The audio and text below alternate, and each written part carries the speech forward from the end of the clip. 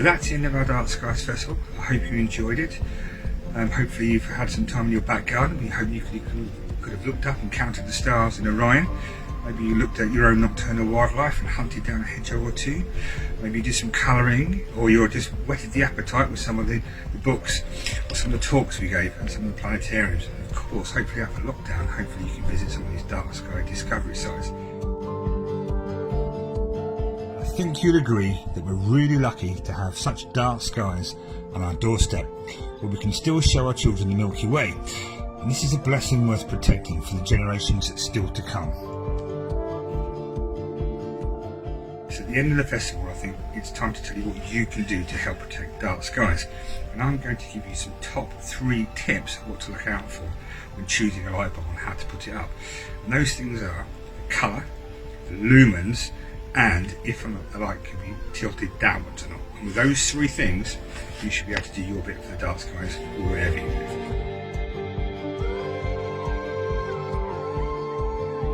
So why is upward lighting important? Well, it should be fairly obvious for you. The reason is because upward light isn't illuminating where you need the light. It's not on the floor, it's going up in the sky. It's just a waste really, isn't it? It's a waste of money, it's a source of light pollution. So what are the best ways to avoid upward light in buying a light? Well, I can do this with a good, the bad and the ugly guide to lighting. So let's go to our trusty little light here. Now this, as you can see, is throwing light in all directions. It's going up into the air, and we really don't really like that. That's got a high upward light component. We don't like these. We want to avoid those if we can. This is an ugly light. Let's go to a bad light. So this is a bad light. I don't know if you can see it really. Maybe I can turn it around. One of those kind of coach lanterns you get outside of everybody's house generally. Now as you can see, it's got a bit of a top to it, which is good because it stops all the light from going up. It doesn't really stop it from going sideways. And actually, it's not the light that goes up that's the problem, it's the light that goes to the side because it passes through the atmosphere at longer distances. So that's what you really want to consider, is where the light goes. Up, so that's not too bad, but it's the sideways path that's worse. So this is better, but it's still pretty bad. So let's go to a good light. Good light. So a good light, you can actually get good lights. I know the colour temperature is not going to be very good with this one, but one of these kind of LED ones. And the good thing with these is you can pop them on your wall and you can tilt them down. Perfect. You don't even have to have them flat. You've got a couple about 10 degrees, 15 degrees to play with to make sure you get the amount of light where you need it. Really simple stuff. It's just tilting things down like that. That, apart from the colour temperature, is a good light.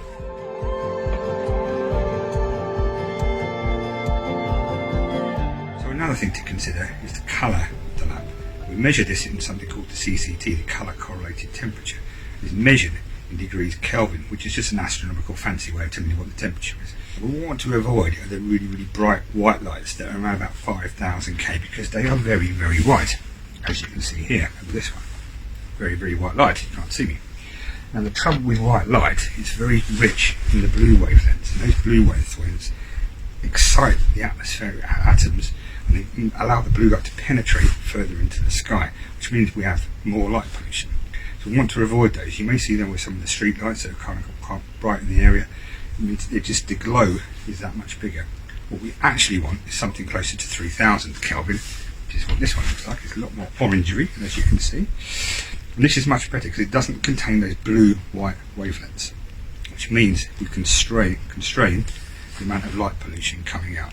So my little tip is, it's a bit of a rule of thumb, if it looks like the sun, that's number 1. If it's very, very white, it's a bag of, it's not right. Let's just leave it at that.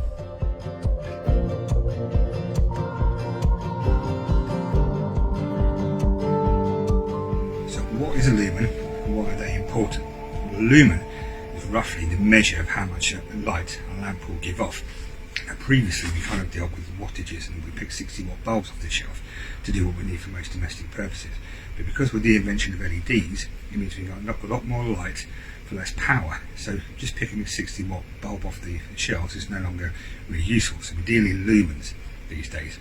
And it's important to get the lumens right because that's what gives us the light on the surface to aid us in what we're doing.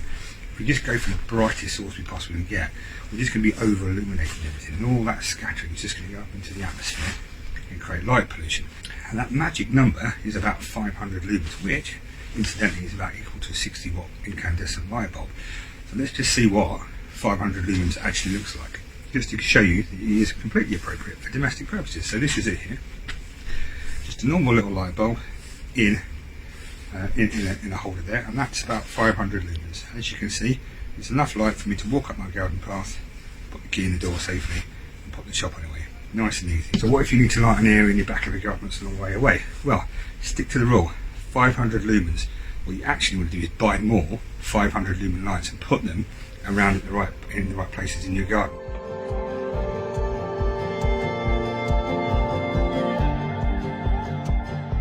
Now as the rain gets a bit heavy, I'll just leave you with a reminder of those. Firstly, 500 lumens. Don't need it any higher than that really for domestic. Don't go above 1000. If it's above 500, try and keep the light pointing down. Second thing, colour temperature. Go for the warm white on the labels if you can, or even go a bit lower to 3000 degrees Kelvin. Make sure that the lights are always pointing down. But I'm going to leave you with one last little tip, and it's probably the best one to help protect the dark sky. It's when you finish with a light, make sure it's off. Embrace the darkness.